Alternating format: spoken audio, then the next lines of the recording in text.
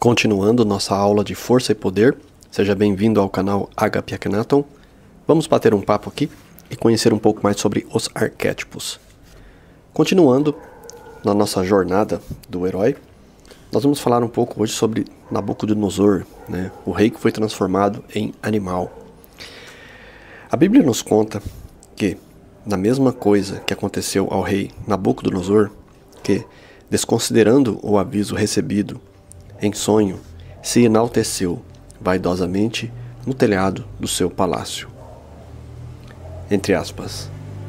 Não é esta grandiosa Babilônia que edifiquei para a capital do meu reino, com a força do meu poder, para a minha honra e glória?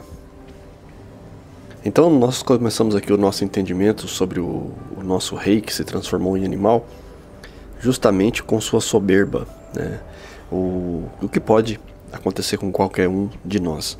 Qual é o grande problema aqui, a grande sacada desse entendimento que a gente está batendo um papo aqui? É que quando a gente geralmente se envaidece ou vai querer falar, querer explicar, a gente fecha naquele momento aquela abertura que a gente tem de aprendizado. Nós nunca vamos chegar num nível de perfeição suficiente. Portanto, nesse espiral que eu tanto explico para vocês, a gente está sempre em expansão, sempre em evolução. O problema é que a vaidade, a soberba, eles fazem com que você diga a si mesmo ou a si mesma que já está bom. Eu já cheguei naquele limite. Então, quando nós passamos a falar e a explicar, nós não estamos fazendo uma pergunta. E a pergunta geralmente é quando a gente tem aquela coisa da humildade. O que no latim quer dizer a palavra humildade? Quer dizer, vem de humus, que significa pés no chão. Essa pergunta está na Bíblia, no livro de Daniel, capítulo 4, versículo 30. Se você quiser ler melhor aí a história de Nabucodonosor, você vai encontrar lá. Essas palavras ainda estavam nos seus lábios quando se transformou em um animal e passou a viver como os jumentos selvagens e a comer capim como os bois. O que nós estamos falando aqui? Lembra que você tem que traduzir, a Cabala nos explica muito isso, que você tem que interpretar todos os textos de forma literal. Ou seja, todas as alusões aqui são metáforas. Não quer dizer que um rei não possa enlouquecer como qualquer outro ser humano qualquer, sim. Há uma carta pintada por Jung que mostra um lobo comendo um rei. E isso é interessante porque prova que até mesmo o rei, ele é um ser humano normal como a gente também. Não há diferença ou distinção. E um ponto importante para você entender sobre o caminho da força e do poder é que todas as pessoas são iguais. Todos que estão em volta. Inclusive aqueles que você julga ter mais poder, o presidente da república e todos os outros aí, são pessoas como você. Então, não há diferença nenhuma entre eles e você em matéria de capacitação, coragem ou determinação. Você as opta se você quiser. Você opta se você quiser por esse caminho. Eles escolheram o caminho deles e você escolhe o seu. E todo mundo, e como diz, seja feliz. A forma literal aqui nós temos que entender que ele pode estar falando sobre justamente arquétipo. Todo homem que, de certa maneira, se entrega vaidosamente às suas próprias convicções, a gente passa a viver da seguinte colocação. Na Bíblia se coloca 2 arquétipos, jumentos selvagens e a comer capim como bois. O que é um jumento selvagem? Imagina que o jumento, por si só, ele já é teimoso. Ele empaca, como diz o ditado. E os selvagens são piores ainda. Mordem, atacam. O jumento selvagem, em poucas palavras, significa ignorância. Ou seja, a ignorância do ser humano. Comer capim como os bois simboliza justamente a igualdade, ou seja, ser comum, ser igual a todos os outros. E você sendo rei, você não poderia jamais baixar seu nível como qualquer pessoa, qualquer comerciante, qualquer pessoa abaixo de você que come e vive e procria como todas as outras pessoas. Por isso que ele, na Bíblia é colocado que ele passa a comer capim como bois. Ou seja, a gente é afetado gravemente quando a gente tem nossa vaidade, a nossa soberba e o ego toma conta, que a gente primeiro passa a agir de forma ignorante, e o ignorante não é aquele que não sabe, é aquele que se nega a aprender. Gravem isso. O ignorante é aquele que se nega a aprender. Não é aquele que vai tentar fazer e não consegue, aprende, tenta aprender, tem dificuldade de aprendizado. Esse não é o ignorante. O ignorante é aquele que acha que sabe mais do que os outros, que acha que sabe o suficiente, mas nunca é suficiente. Continuando aqui no nosso estudo as palavras de Rágio. O que torna o caminho para a profundeza tão perigoso? Ele pergunta. Por que o ser humano teme a descida para a escuridão? Nossa consciência sente-se atraída por tudo o que desperta a aparência de ordem, porque acredita poder enxergar, calcular, mais cedo ou mais tarde, controlar esse fenômeno. Ele quer dizer aqui que o rei Nabucodonosor, quando a gente está nesse processo de vaidade, a gente acha que sabe tudo e que tudo está nas nossas mãos. Então nós podemos calcular, medir, e realmente, se formos uma pessoa muito inteligente, muito perspicaz, a chance da gente se envaidecer com isso é muito grande. Porque as demais pessoas não são assim. Elas não agem dessa forma. Então, aí, justamente, só que nem tudo que está na nossa vida a gente consegue controlar. O texto quer dizer isso, que a gente não tem o controle sobre tudo. E ter força e poder é justamente domar a parte que você pode controlar, que a gente pode dizer como força. Poder já é uma questão onde, quando vem justamente aquilo que você não controla, você consegue manter-se firme, sólido. Ou seja, a meta sua é inegociável. É por isso que gostamos de falar sobre a ordem divina. E ao mesmo tempo atribuímos tudo isso, o que é ocasional e caótico, ao diabo. Nós encontramos nesse lado não desenvolvido, que por isso pode ser imprevisível, o caminho nas cartas de 2 algoritmos. Ela está, como já vimos, sob a direção da sacerdotisa, que encarna tanto a arte ao deixar acontecer quanto a disposição de se inferiorizar. A força, a primeira carta do caminho feminino, corresponde, na numeração original, à soma transversal da sacerdotisa. Essa correspondência nos permite reconhecer, mais uma vez, que no caminho do mago se encerrou e agora esperamos as coisas acontecerem. O mago nos leva no colo da mãe para o mundo. Nesse trecho do caminho exigia-se a atividade e era preciso dominar as tarefas com técnica. No entanto, na metade da jornada, os indícios mudaram. Só um adendo aqui, pessoal, por que nós estamos citando esse ponto aqui, ou o autor está citando? Ele traz aqui o mesmo entendimento das fases que eu falei para vocês. Então, numa fase a gente é o imperador, na outra o mago, e de repente no final o eremita ou o hierofante.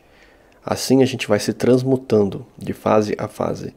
Porém, quando nós estamos no ego, a gente empaca na nossa própria estrutura, que é o caso do rei Nabucodonosor. Ele fica envaidecido e ali ele trava. Então ele passa a comer capim com bois por anos. Quem vai traduzir isso de forma literal vai achar que é um rei, um homem comendo capim, né? Como se fosse um bicho. O que aconteceria, na verdade, se um rei dessa forma tivesse feito isso, né? Com certeza seu reinado seria tomado, né? Na verdade, ele passou a viver com essas pessoas dessa forma, e o texto vai mais à frente, fala que ele fica 7 anos. O número 7, na verdade, simboliza um grande período de tempo. Não quer dizer que fossem 7 anos, talvez pudesse ser até mais anos do que isso. Mas é que ele fica muito tempo nessa mesma toada, ou seja, a comer capim com os bois, a seguir a manada, que a gente fala, né? Que é o jargão mais comum. Voltando então. Quando então a sacerdotisa assume a direção, trata-se de abandonar aos poucos todos os símbolos de poder masculinos que foram penosamente conquistados nos trechos anteriores ao caminho. O ego fortalecido, amadurecido, mas sedento de poder, tem de reconhecer seus limites, tem de se tornar outra vez humilde e modesto. E é o que nós falamos no processo. É natural que muitas vezes você se envaideça, mas quando você profere com suas bocas e confiança de que tudo dependeu de você, é muito complicado. Com certeza o rei tinha muitos assessores, conselheiros, exércitos, e muita gente o ajudava. E também aqui cita, claro, que a força divina está por trás de um rei também. Afinal de contas, ele vai dar direção a milhares de almas, né? Então, imagina, proteger, cuidar. Então, há uma grande responsabilidade. Então, pode ter certeza, há um apoio muito maior a reis e líderes do que para simples mortais. Porque ali, vamos dizer assim, que ali a merda pode ser grande. Então, tem que tomar um certo cuidado. E o ideal é que a gente seja humilde e modesto. Foi o que aconteceu. Quando a gente faz isso, a gente não entra nesse comer capim com bois e nem no jumento selvagem, que é só lidar com a ignorância. Continuando aqui, Rajo diz assim: até então o herói precisava ter experiências, mas agora o desafio é ser sinceramente aberto às experiências. A partir de agora, nada mais acontece quando e porque o ego quer, mas porque o self quer. Então há uma diferença entre o ser, né, e o ego. Então o rei falou pelo seu próprio ego, não pelo seu ser. Ele foi a manifestação do ego que traz a vaidade e a soberba. Já o self, ele estaria no Dharma, que é aquilo que as pessoas falam, qual o Dharma de um rei? Reinar, cuidar, proteger e assim por diante. Continuando. A partir daqui, nada mais pode ser forçado. Todas as experiências futuras fogem ao planejamento. Elas vêm no seu próprio tempo e não podem ser determinadas em workshops ou em cursos de final de semana. O ser essencial surge involuntariamente no mais verdadeiro sentido e, enquanto não estiver maduro, nada acontece, independentemente do que quanto tempo fiquemos na posição de yogi, sobre a cabeça, em fervorosa devoção ou meditação imóvel, deixando-nos inundar com incenso ou com doces sons da nova era. Pessoal, aqui é uma tese que eu sempre bato com vocês. Todo mundo que estuda arquétipo chega nessa conclusão aqui, que é a dos ciclos arquetípicos. Ou seja, você entra a cada era da sua vida em um arquétipo. Quem não entra, sofre. Quem não entra, se dissolve, fica em confusão, não consegue atingir a felicidade.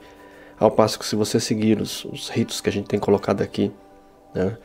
Imperatriz, sacerdotisa, depois eremita ou hierofante, ou então sacerdote, né? o mago, imperador, mago, e depois eremita ou hierofante. Cada pessoa tem sua tendência, então vai executar. Eu fiz vídeo de cada um desses aí, você pode ir entendendo por conta própria, né? Mas aqui, isso é para quem gosta de coach, né? Que passa aqueles finais de semana eu falei workshops aqui, workshops, tá? Que eu gosto de passar esse final de semana com coach, achando que vai resolver sua vida. E o que acontece é que eu falo sempre para vocês: poder, existe uma diferença entre força e poder, embora andem juntos, né? A questão do final de semana é interessante como aprendizado, sim, claro. A grande questão é que o é prometido nesses encontros não é o que condiz à realidade, muitas vezes. A pessoa volta para o seu mundo e ela não consegue fazer as mudanças que tanto deseja. Porque é o que a gente está falando. Mesmo que você fique em posição, tudo tem um tempo, um caminho, uma época. E isso, você não tem como mudar isso aí.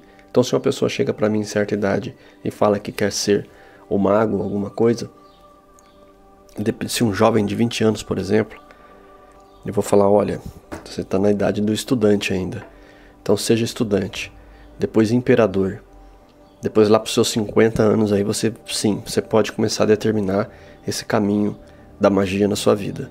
Assim como antigamente só se ensinava a cabala para pessoas acima de 50 anos de idade. Tinha uma razão por isso, tem um amadurecimento por trás disso, tem um arquétipo certo por trás disso.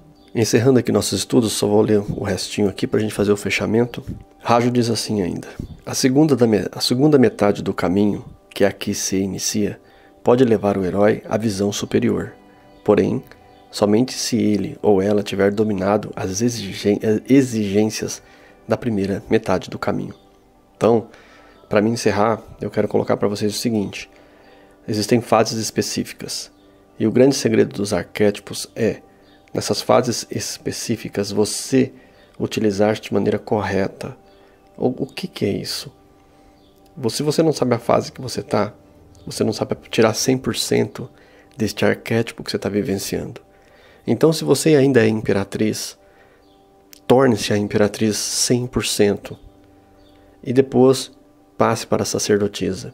Se você está na sacerdotisa antes da hora, está entrando na sacerdotisa e ainda precisa ser imperatriz, volte um pouco na sua vida, fortaleça a imperatriz, prepare-se para essa entrada da sacerdotisa, uma vez que os filhos estão criados, que as coisas estão controladas, a situação financeira, é a hora da sacerdotisa, dessa mulher caridosa, dessa mulher religiosa, dessa mulher que estuda e que vai em frente nesses estudos, nesses experimentos, fazendo essa alquimia. Aí sim é a hora certa. Então, muitas vezes, muitos problemas que eu entendo, que eu interpreto nas pessoas, é justamente por não estarem vivendo a época certa de cada arquétipo. Aí vem a confusão.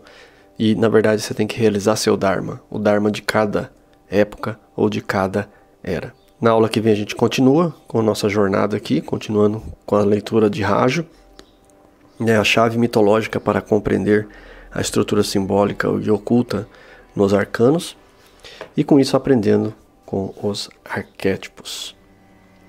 Serenidade profunda em seu coração, eu me torno você.